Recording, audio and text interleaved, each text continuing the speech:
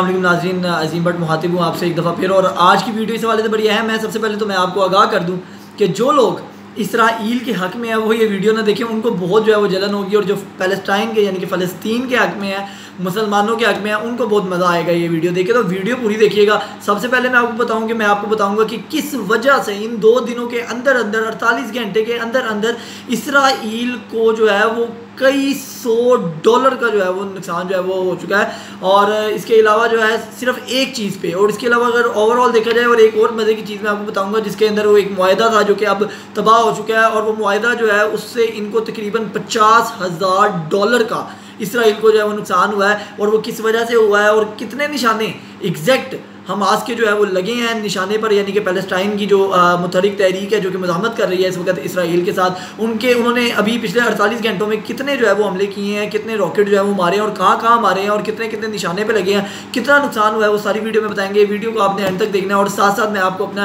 Twitter का और Facebook page का लिंक जो है वो मैं डिस्क्रिप्शन में दे दूँगा, उसको भी लाइक कर दीजिएगा। और सबसे पहले आपको हम मज़े की बात बताते हैं। इसराइल इस वक्त रोने के ऊपर जो है वो आ चुका है। यकीन मानिए कि इसराइली जो तज्ज़ियाकार हैं वो टीवी पे बैठ बैठ के खुलेआम ये बात कर रहे हैं कि भाई ये हाथ जुड़े हुए हैं इसराइल से। हमारी दरख्वास्त है कि मौजूदा फ़लस्तीन की जो जगह है जिसके ऊपर हम लोगों ने पिछले 70 साल से कब्ज़ा किया हुआ है उसको छोड़ दें, बजाय इसके कि वो उस हिस्से में जिधर जाने या जिधर से फ़लस्तीनियों को निकालने के हवाले से लड़ाई शुरू हुई थी, हाल ही उस हिस्से को छोड़ने की बात नहीं कर रहे हैं, बल्कि अब वो ये बात कर रहे हैं कि हमने 70 साल से जितनी भी इनके जो है वो जगह पे कब्जा किया हुआ था उसको छोड़ के लबनान या जो है ना वो यूके वाली साइड पे निकल जाएं, इनसे जो है वो जान छुड़ाएं। क्योंकि ये लोग पागल हो चुके हुए हैं। पागल होने से मुराद ये है वो हमास को कह रहे हैं और फ़लस्तीनियों को कह रहे हैं, क्योंकि अब उनके ज़हन के ऊपर जो है वो क्लियर है कि मरना है या मारना है, लेकिन रहना इज़्ज़त और गैरत के साथ है। इज़्ज़त और गैरत में लफ्ज़ क्यों इस्तेमाल किया है, मौजूदा हमारे खिते या हमारी इस हवाले से किधर वो एडजस्ट होता है मैं वो मज़ीद एक्सप्लेनेशन नहीं दूंगा, क्योंकि फिर वीडियो पे भी मसला बनेगा और मेरे पे भी मसला बनेगा। और इस तरह के मसले मैं पहले झेल चुका हूँ, कानूनी कार्रवाइयाँ। अच्छा, हम उसके ऊपर छोड़ते हैं, हम अब चलते हैं आगे। सबसे पहले मैं आपको बताऊँ कि पिछले 48 घंटे में 1000 से ज़ायद रॉकेट मिसाइल जो है वो हमास ने फायर किए हैं गज़ा से इसराइल तल अवीव में। अब उससे नुकसान कितना हुआ है, 2 बेसें, 1 फ़ौजी कैंप, अस्कलान का एक पूरी ऑयल रिफाइनरी, और इसके साथ साथ आपको बताएंगे अस्कलान की वो तेल की जो है वो उनकी जो रिफाइनरी जो तबाह हुई है उसका मुआहदा UAE से यानी कि मुत्तहिदा अरब अमारात से $50,000 के इवज़ जो है वो तय पाया था कुछ महीने पहले ही। और अब वो रिफाइनरी जो है वो तबाह हो चुकी है, यानी कि सीधा $50,000 का नुकसान इसराइल को एक रॉकेट पर लगा है। अब 1000 जो रॉकेट मारे गए हैं उनमें से 400 ऐसे हैं जो कि एग्जैक्ट निशाने पे लगे हैं। अब एक आ जाते हैं जी, इसराइल के पास जो है वो रॉकेट रोकने की जो है वो टेक्निक भी मौजूद है। उन्होंने तो कितने रोक लिए, उनको इतना नुकसान नहीं हुआ। इस तरह की चमकोइयाँ भी पाकिस्तान में बड़ी चल रही हैं। सो कॉल्ड आप कह लें कि आज़ाद ख्याल लोग, मैं खुद बहुत आज़ाद ख्याल हूँ, मैं उनकी रिस्पेक्ट भी करता हूँ, मेरा उनसे ताल्लुक़ भी बहुत अच्छा है, मैं उनको बहुत सी चीज़ों में अच्छा भी मानता हूँ। मगर बाज़ लोग जो ऐसे मौके पर, मैं इस वक्त यहूदी या मुसलमान होने की तो बात ही नहीं कर रहा हूँ, ये तो एक बहुत नेक्स्ट लेवल बात है। बात यह है कि हमें हैरानगी इस चीज़ के ऊपर है कि एक कुत्ता मरने के ऊपर जो लोग वावेला मचा देते हैं और लिबर्टी पर आके या DHA में बैठ के वो मोमबत्तियाँ लगा के बैठ जाती हैं, वो आंटियाँ जो होती हैं, ठीक है, कि ही वो कुत्ते को मार दिया जनाब, कुत्ते मारना की मुहिम जो है वो शुरू कर दी है, उनको गोलियां मारी जा रही है और जो है वो पेट राइट्स की बात करने लग जाती हैं, एनिमल राइट्स की बात करने लग जाती हैं। आज वो ये ना देखें कि फ़लस्तीनी मुसलमान हैं या नहीं, फ़लस्तीनी ईसाई हैं या नहीं, फ़लस्तीनी काले हैं, गोरे हैं, गूंगे हैं, चिपटे मुँह के हैं, हमें उससे लेना देना नहीं है। वो इंसान है, उनकी सांसें चल रही हैं तो उनको ह्यूमन राइट्स उनके ऊपर जो है वो अप्लाई होते हैं। UN तो भंग पी के सो रहा है, हमें उससे परवाह नहीं है। लेकिन OIC कहाँ पे है, OIC को भी छोड़ें।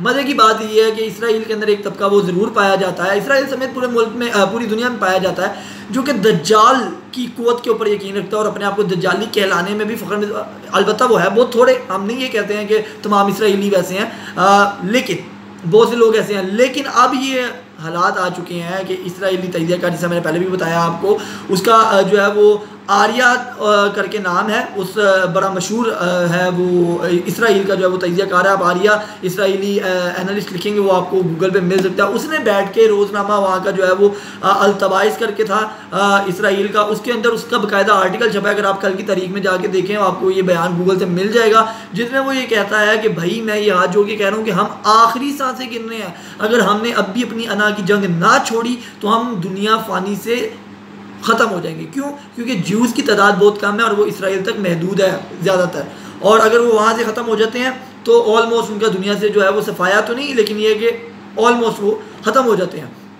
इस हवाले से वो लोग दरख्वास्त कर रहे हैं कि 70 साल हमने इन लोगों पे काबिज होकर इनको जो है वो ज़बरदस्ती रखा है। अब ये लोग वो पंजाबी च कही ना पुतर गए ने, तो पुतर गए ने इन्होंने छो तो कोई नवी जगह जी है वो तलाश करो, अब ये कहा जा रहा है। उसके साथ साथ आपको बताऊँ अस्कलान को सबसे ज़्यादा नुकसान पहुँचाया है हमास ने। अब उसके बाद दूसरी अहम बात, हम लोग कहाँ करें और तुर्की कहाँ खड़ा है, और दज्जाल वाला मामला क्या है। अब यहाँ से आप अंदाज़ा लगाएं कि दज्जाली कुव्वतों पे यकीन रखने वाले दज्जाल के आने की जो राह है उसमें रुकावट महसूस कर रहे हैं हमास को, फ़लस्तीन को और फ़लस्तीनियों के हामियों को, यानी कि तुर्की हो गया, ईरान हो गया। मज़े की बात आपको बताएं, ईरान इस वक्त बाकायदा तौर के ऊपर सबसे ज़्यादा सपोर्ट करने वाला जो है वो फ़लस्तीन को वो ईरान है। तुर्की ने अभी तक सपोर्ट किया है, तुर्की सपोर्ट कर रहा है और बहुत ज़्यादा कर रहा है, हमसे तो बहुत ज़्यादा कर रहा है। हम तो सिर्फ बातें, 2 बयान लिख दिए, ट्वीट लगा दी, हमारे लिए तो ख़त्म हो गया। लेकिन तुर्की वो है जिसने माली इमदाद या दीगर इमदाद भी की हैं। लेकिन हमास ये कहता है, और जिहाद इस्लामी एक फ़लस्तीन की जो है वो मज़ाहमती ग्रुप है, वो ये कह रहे हैं कि बाकायदा तौर पे हमें रॉकेट मिज़ाइल और मज़ाहमती जितने भी असला और इस तरह की चीज़ें हमें बाकायदा तौर के ऊपर जो है वो ईरान ने प्रोवाइड किया है, और ईरान भी खुल के उनकी सपोर्ट कर रहा है। तो ये तो एक बहुत बड़ी चीज़ होगी। अगर हम ये कहें कि दज्जालियों के आने में रुकावट जो है वो ईरान भी है, तो ये गलत नहीं होगा। दूसरी अहम चीज़ मैं आपको बता देता हूँ कि नुकसान कितना हुआ और क्या मामला है। अभी इसराइल ने जो है वो सुबह रॉकेट फायर किए हैं, और रॉकेट फायर करके गज़ा में जो है वो एकदम जो है वो 27 के करीब लोग जो है वो अब तक 80 के करीब लोग मर चुके हैं, 27 के करीब बच्चे जो हैं वो मर चुके हैं, यानी कि शहीद हो चुके हैं। अगर हम ये कहें तो गलत नहीं होगा। लेकिन उसके साथ साथ तुर्की कहाँ खड़ा है, तुर्की के बारे में ये इतलात आ रही हैं कि तुर्की जल्द अपनी फ़ौज जो है वो रवाना करेगा, और उसके बाद जो है बाकायदा तौर के ऊपर जंग में जो है वो हिस्सा लेगा, जिसके तहत आपको बताएं कि पाकिस्तानियों से तुर्की ने रब्ता किया है। इस हवाले से कहा जा रहा है, कंफर्म न्यूज़ नहीं है, लेकिन ये कहा जा रहा है कि हमारी सपोर्ट भी जो है वो मांगी जा रही है, जिसके अंदर जो है वो हम फ़लस्तीनियों की सपोर्ट करने के लिए राज़ी हैं। लेकिन ऑफिशियल ऐलान क्या होता है वो तो बात की बात है। दूसरी अहम बात आपको बताएं, एक तहरीक, क्योंकि हर लोग, हर तबके में, हर मुआशरे में, हर मज़हब में, हर रियासत में ऐसे अवाम पाई जाती है जो कि सच्चाई की राह में रुकावट होती है वो थोड़ी है लेकिन फसादी बहुत होती है। इसी तरह फ़लस्तीनियों की अपनी एक जमात है फ़तह तहरीक के नाम से वो जमात है, जो कि हर बार मुज़ाहमत के ख़िलाफ़ रहती है और कहती है इसराइल जो मांगता है उसको दे दो। इस वक्त भी फ़तह तहरीक जो है वो फ़लस्तीनियों को क़िबला अव्वल जाने से रुकावट जो है वो बनाना चाह रही है। वो कह रही है कि ठीक है जाना छोड़ दें, और उन्होंने ईद के दौरान भी जो है वहाँ पर जाने से उनको रोका है। और मज़े की बात ये कि पाकिस्तान कहाँ खड़ा है, पाकिस्तान यहाँ खड़ा है कि पाकिस्तान की बाकायदा तौर पर हमास से या उस तरह के मुज़ाहमती जो फ़लस्तीनी फ्रंट लाइन पर लड़ रहे हैं उनसे रब्ता करने की बजाय फ़तह तहरीक से जो है वो रब्ता किया जा रहा है। तो ये पाकिस्तान की सिचुएशन है, ये इसराइल की सिचुएशन है, और ये फ़लस्तीन की सिचुएशन है।